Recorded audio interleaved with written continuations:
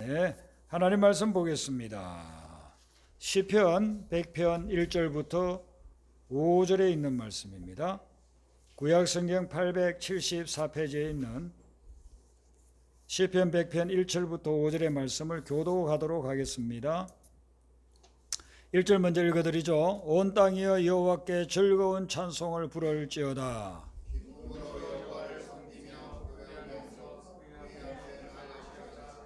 여호와가 우리 하나님이신 줄 너희는 알지어다. 그는 우리를 지으시니요 우리는 그의 것이니 그의 백성이요 그의 기르시는 양이로다.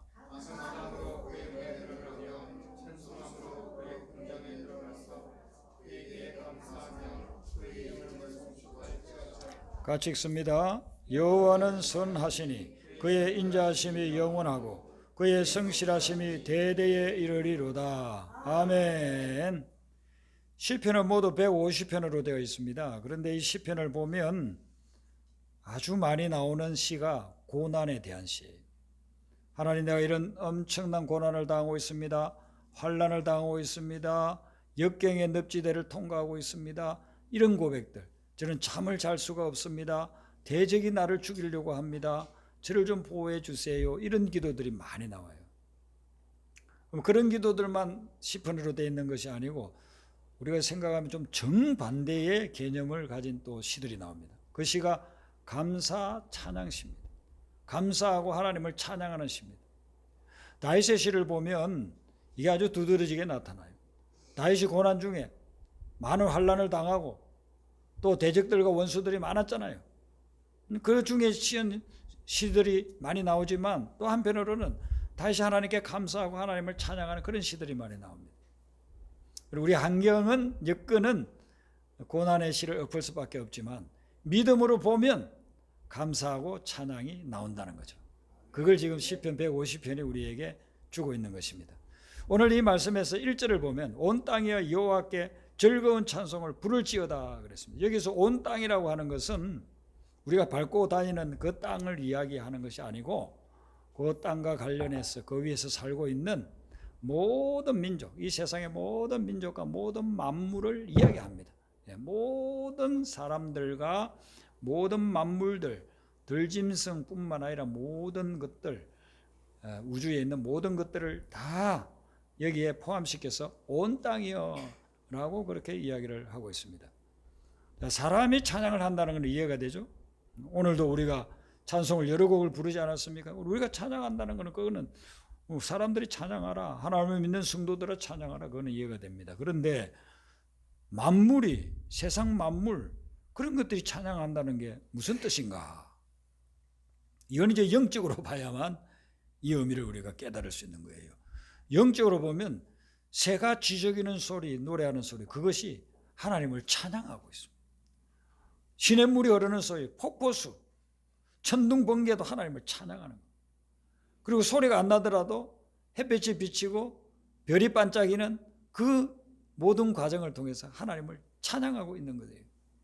산과 들과 바다와 강들, 호수, 그리고 거기에 살고 있는 모든 동식물들, 이런 것들이 다 하나님을 찬양하고 있는 것입니다. 그렇게 하고 있는데 우리에게 이제 요청하는 것은 2절 3절에 보니까 기쁨으로 여호와를 섬기라 했습니다. 여러분, 예배가 뭐냐면은 예배는 하나님을 섬기는 겁니다. 우리가 하나님을 믿는데 하나님이 나를 구원해 주시고 하나님이 나의 필요를 채워 주시고 하나님이 나에게 영원한 생명을 주심, 그게 너무 감사해서 하나님을 섬기는 거예요. 그래서 예배 드리러 올 때는 우리가 받는 것도 많이 있지만 하나님을 섬기기 위해서, 하나님을 높여드리기 위해서 우리는 예배를 드리는 것입니다. 두 번째는 보면은 3절에 여호와가 우리 하나님이신 줄 너희는 알아라, 그렇게 나옵니다. 그 앞에 이제 2절 하반절에는 노래하면서 그의 앞에 나아갈지어다, 그렇게 이야기합니다. 이 세 가지가 참 중요합니다. 믿음의 사람들은 하나님을 섬기고 노래하면서 하나님 앞에 나아가고, 그리고 하나님이 우리의 진짜 하나님이라는 것을 알고 깨닫고 신앙생활을 하는 거예요. 우리 신앙생활 해도 하나님이 정말 나의 하나님이다, 이거 깨닫기 쉽지 않아요.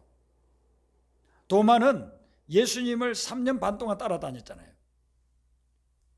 그리고 12제자 중에 한 명이고 아주 믿음이 대단할 수 있는 가능성이 있습니다. 제자들은 우리가 일상적으로 신앙생활을 하는 걸로 치면은요 30년, 40년 신앙생활을 했다고 볼 수 있어요. 늘 주님과 함께 하면서 같이 먹고 같이 자고 같이 말씀을 들었습니다. 그렇게 훈련받은 도마, 그 도마가 얼마나 믿음이 좋았겠습니까? 하나님의 아들을 직접 눈으로 보고 악수하고 같이 지내고 말씀 배우고 눈만 뜨면은 예수님 보고, 그래서 얼마나 믿음이 좋았겠어요. 그런데 그는 하나님이 나의 하나님이라는 걸 깨달지 못했어요.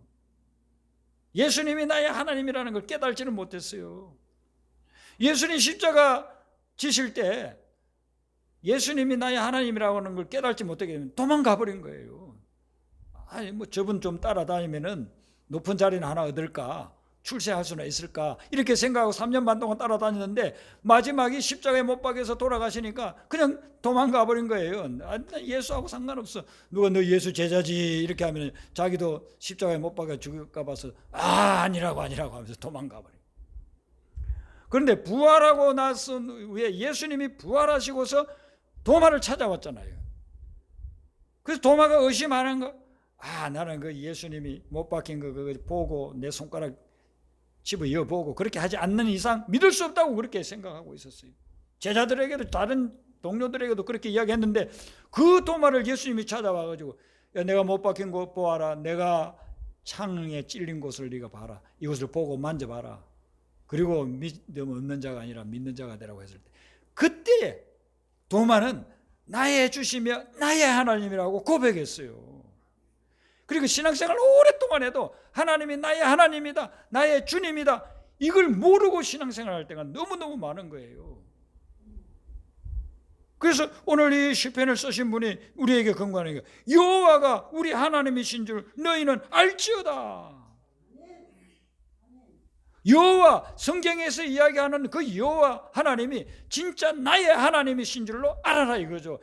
그게 우리가 늘 하나님이 내 하나님이라는 것을 깨닫고 의식하고 그분과 함께 살아가는 삶, 그게 신앙생활이에요. 하나님과 동행하라고 하잖아요. 동행하는데 동행이 다른 것이 아니고 하나님을 늘 의식하고 하나님을 늘 생각하고 그분과 더불어서 살아가는 것, 그게 동행인 것입니다.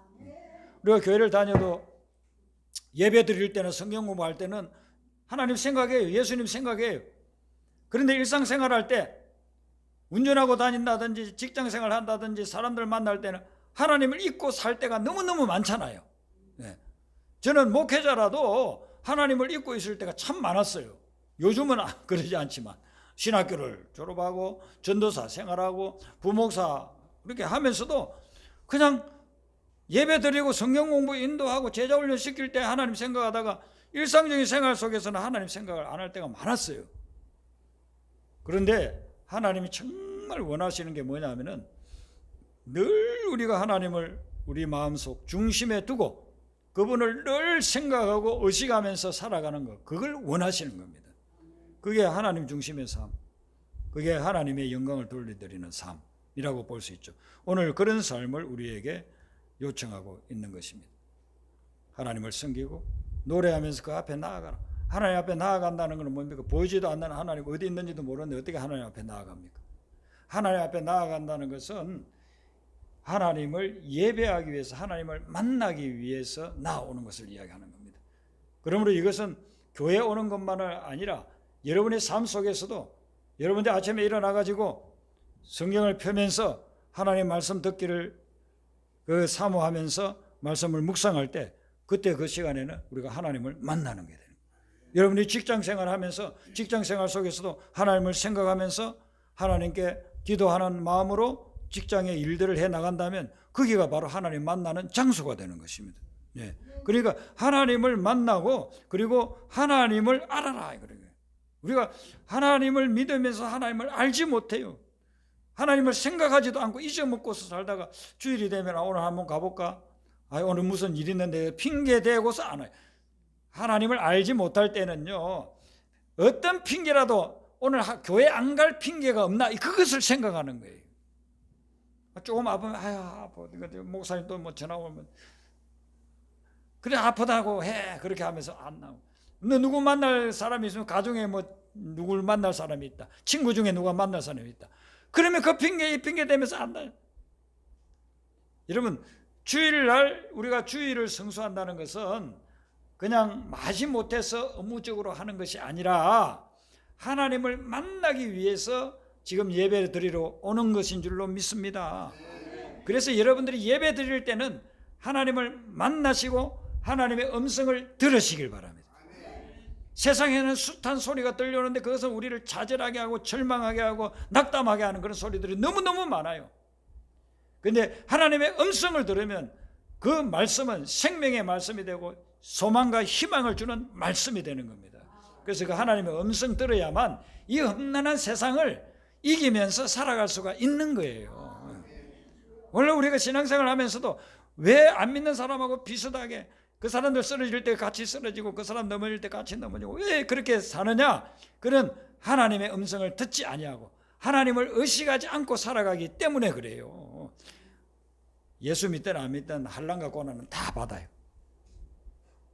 일 안 되는 것도 많아요. 예수 믿는 사람이든 안 믿는 사람이든 불행한 일 당하는 것은 똑같아요. 그런데 예수 믿는 사람, 하나님을 정말 만나는 사람은 차이가 뭐냐면 그걸 극복할 수 있는 지혜를 하나님이 주시는 거예요. 그 가운데서도 하나님의 평안을 누릴 수 있도록 하나님이 우리에게 알려주시는 거예요. 예수님이 말씀하실 때 평안을 너에게 주신다고 하신 그 평안이라고 하는 것은 내가 원하는 것을 다 누리고 다 소유했기 때문에 누리는 그런 평안이 아니에요. 예수님이 말씀하실 때 네가 원하는 물질을 주마, 네가 원하는 권력을 주마, 네가 원하는 명성을 주마, 그러니 너는 평안하라고 하지 않았어요. 예수님은 앞에 조건이 하나도 없어요. 내가 너에게 주는 평안은 이 세상이 주는 평안하고 다르다 이거예요. 이 세상이 주는 평안은 내가 원하는 걸 가져야 돼요. 내가 원하는 걸 소유해야 돼요. 내가 바라는 게 이루어져야 돼요. 그래야 평안해요. 기뻐요.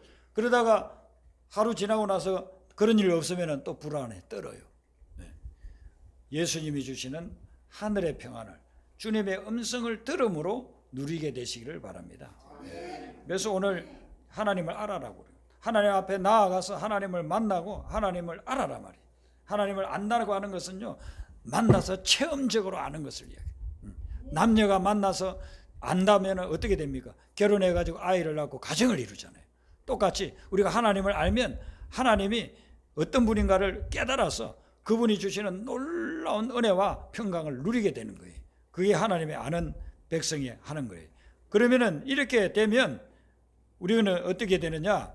그걸 뭘 깨달아야 되느냐? 3절에 보면은 그는 우리를 지으시니, 하나님이 여러분들 한 분 한 분을 지었어요. 부모님이 여러분들 낳아가지고 이 세상에서 성장하셨지만은 그러나 근본적으로는 하나님이 우리를 다 지으신 분이에요. 그리고 우리는 그의 것이다. 하나님이 나를 만들었으니까 나는 당연히 하나님의 것이죠. 소유가 하나님이라는 것. 나의 소유권이 내가 아니고 하나님이 나의 소유권을 가지고 있다는 것입니다. 이걸 모르고 우리가 인생을 살면요, 솔로몬처럼 나중에 다 누려봐도 헛되니 모든 것이 헛되도다 고백밖에 나올 수가 없어요. 하나님이 나를 지었고 하나님이 나의 소유라니, 그리고 그의 백성이래.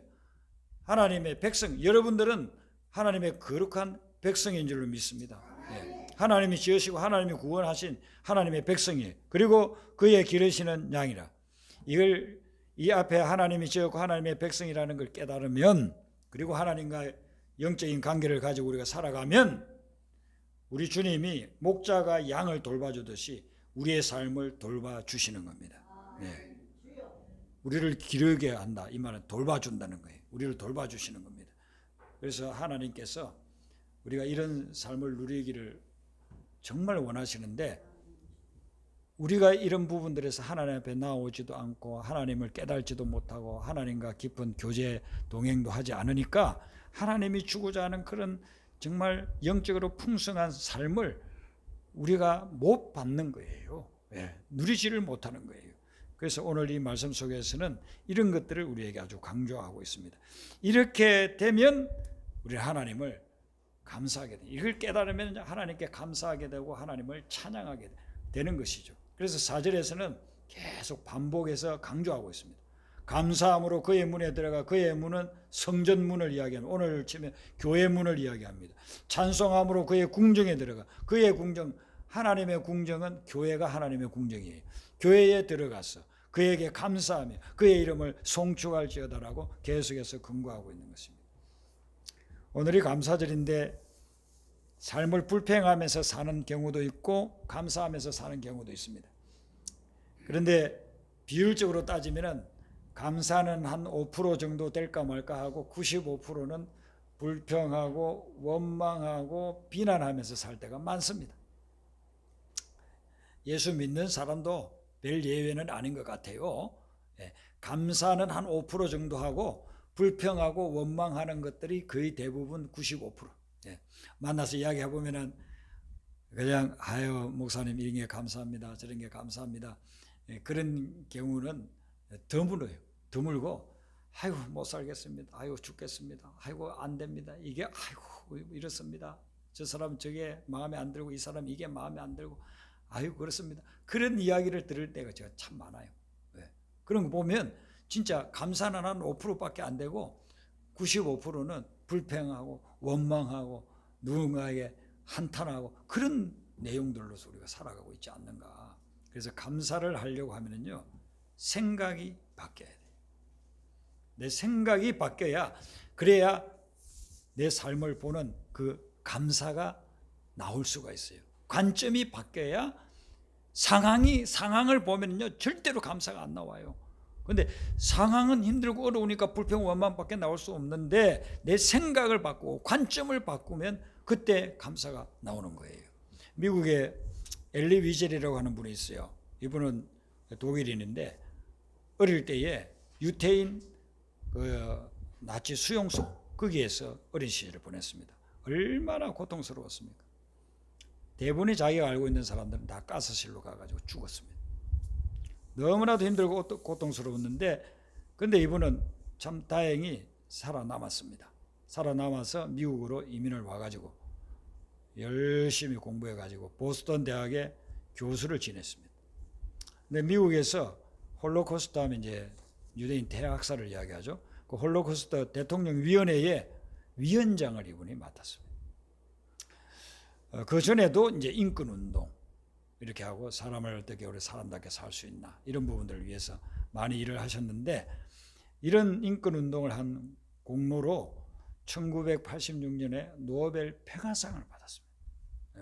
그 사람이 무슨 정치적인 업적을 이룬 것도 아니었는데도 이분이 그 나치에서 살아남아가지고 사람을 사람답게 정말 하나님의 형상을 회복하는 그런 삶을 살 수 있도록 많은 일들을 했기 때문에 노벨 평화상을 받았습니다.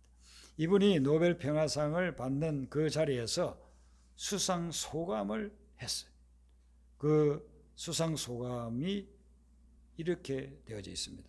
죽음의 왕국에서 간신히 빠져나온 사람보다 더 감사하는 마음으로 살아가는 사람은 아무도 없다. 자기는 죽음의 왕국에 있었어요. 일어나면 누가 또 끌려가서 죽었고 누가 또 사라졌어요. 그 죽음을 늘 느끼면서 살았어요. 눈으로 보면서 살았어요. 그런 죽음의 왕국에서 간신히 빠져나온 사람, 자기를 이야기하는 거예요. 이 사람보다도 더 감사하는 마음으로 살아가는 사람은 이 세상에 없다는 겁니다. 자기는 어릴 때부터 많은 죽음을 받고 가까이 있는 가족들의 죽음을 받고 자기도 죽을 뻔했고 수십 번도 죽을 뻔했고 그런 죽음의 왕국에서 빠져나와서 살아보니 지금 숨쉬고 있는 것도 너무너무 감사하고 한 끼 밥을 먹는다는 것도 너무너무 감사하고 추위를 피할 수 있는 옷을 입을 수 있다는 것도 너무너무 감사하다. 그래서 이 사람은 그 전 세계로 알려지고 있는 그런 수상 소감, 그 소감에서 나는 이렇게 어려웠습니다. 나는 힘들었습니다. 그런 게 아니라 죽음의 수용소에서 빠져나와서 살아있는 나는 지금 내가 삶에 누리고 있는 모든 것이 너무너무 감사합니다는 그런 고백을 한 거예요. 우리가 지금 현재 내가 겪고 있는 거, 내 뜻대로 안 되는 거 그거 생각하면은 어떻게 감사가 되겠어요? 그런데 이 사람은 자기 목숨이 이럴 그런 상황에 처해진 적이 너무나도 많았기 때문에 지금 자기가 살아있다는 거 그것만으로도 그게 감사한데 그 외에 모든 것도 다 감사로 바뀌더라는 거죠. 그런 고백을 한 것입니다. 우리 한국교회 교인들은 이동원 목사님이라고 하면은 아마 다 잘 아실 겁니다. 몇 번씩 다 들어봤을 겁니다. 저는 이제 목회자이기 때문에 이분 책도 신학교 다닐 때 읽고 이제 그렇게 했는데, 이분은 이제 은퇴한 지 벌써 한 10몇 년 됐는가 그렇게 되는 분인데, 이분이 10가지 감사라고 하는 글을 남겼는데요. 근데 이 10가지 감사가, 목사님, 성도님들, 제가요 목회를 잘하고 3만 명이나 모이는 목회로 부흥을 시켜서 감사합니다. 그게 아니에요. 이분이 설교를 참 잘해서 한국의 설퍼전이라고 하거든요. 기독교 2000년 역사에서 설교를 가장 잘한 분 중에 한 분이 영국의 설퍼전 목사인데, 그분에 비유할 정도로 뭐 대통령 모시고 조찬 기도회 할 때 설교하시기도 하고, 그래서 한국 목회자 중에서 가장 설교를 잘하는 분 중에 한 분이에요. 근데 자기는 제가 이렇게 설교를 잘하게 돼서 감사합니다, 그렇게 하는 거 아니에요. 그런 거 없어요. 제가 3만 명 목회를 해서 감사합니다, 뭐 제가 설교를 잘해서 감사합니다, 그게 아니고, 이분이 은퇴하고 난 후에 상상할 수 없는 고난이 엄습해 왔어요. 아들이 둘이 있는데 큰아들이 신학을 하겠다고 했습니다. 결혼해가지고 아내도 있고 한데, 감동을 받아서 소명을 받아서 신학을 하겠다고 했는데, 그 큰 며느리가 집을 나가버렸답니다. 같이 살 수 없다. 집을 나가버렸어요.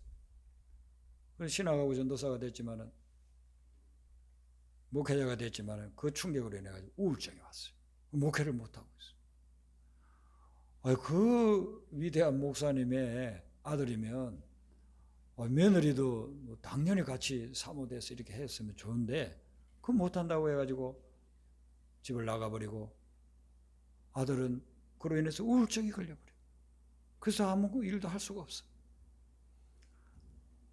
그런데 둘째 아들은 미국 가가지고 변호사 돼서 참 남부럽지 않은 그런 삶을 살고 있는데, 몸이 너무 안 좋아가지고 병원에 가보니까 대장암 판결이 났어요. 그래서 투병하다가 40대 초에 이 세상을 떠났습니다. 그래서 이정원 목사님이 정말 세상을 억장이 무너지는 거예요. 어떻게 해서 이런 일이 있을 수 있을까? 성도들이 어려움 당하고 고난을 당할 때는 위로하는 메시지 많이 전했어요. 근데 정작 자신이 그렇게 고난을 당하니까 위로가 안 되는 거예요. 너무 힘듭니다. 그리고 어떤 목사님은 찾아와서 그러더래요. 이동훈 목사님, 아들이 둘 그렇게 엄청나게 비극이 된 거는 목사님한테 죄가 있기 때문에 죄를 회개하세요, 그러더라는 거예요. 그래서 이분이 충격을 받아버린 거예요. 욥기에 나오는 욥의 위치가 됐구나. 욥의 친구들이 와가지고, 서너 명이 와가지고서는 이야기하는 게 다 욥의 그 마음을 긁어 놓잖아요. 그런 말을 듣고 자기도 충격을 받았다는 겁니다. 그리고서 이제 아들이 죽었을 때 장례식을 하는데, 장례식을 기다리는 중에 기도하는데 그런 깨우침이 오더래요. 손양원 목사님은 어떠했을까? 아들 둘을 공산당들에게 잃고 둘을 장례식을 치러야 되었던 그 손양원 목사님은 어떠했을까? 어떻게 해서 그분은 아들 둘을 한꺼번에 잃고도 10가지 감사를 할 수 있었을까? 이게 너무 충격적으로 들리더라는 거죠. 그전에는 감사할 때 손양원 목사님은 이렇게도 감사했습니다 했는데, 자기가 실제로 아들을 잃고 나니까 그런 감사가 자기는 안 나온다. 그래 묵상하고 또 말씀을 묵상하는 가운데서 내가 아들을 잃었지만은 그래도 감사할 것이 있지 않겠나 해서 그분이 기도하면서 감사의 제목을 써내려가기 시작했습니다. 그래서 10가지를 채웠습니다. 손양원 목사님처럼. 그래서 그 10가지를 이제 제가 이렇게 쭉 읽어보니까 우리가 생각하는 생각을 가지고는 이 감사가 안 돼요. 생각을 바꿔야 돼요. 그래야만 이 감사가 되는 거예요. 이분이 이런 이제 감사. 첫 번째는 아들이 암에서 해방되어 감사합니다. 암의 고통, 투병하려면 얼마나 고통스러워요. 그 고통에서 벗어나게 해주셔서 감사합니다. 두 번째는 아들이 하나님의 영광의 나라에 입성할 수 있어서 감사합니다. 여러분, 이 세상에서 살 거, 이 세상에서 건강해야 되는 거, 그것만이 목표였다고 한다면 절대로 감사할 수가 없어요. 영원한 세계, 영생을 바라보니까 우리는 여기에 10년을 살다 갈 수도 있고 100년을 살다 갈 수도 있고 태어나자마자 또 가야 되는 그런 아기도 있지만은 이 세상은 유한적이 잠깐 있다가 가는 거예요.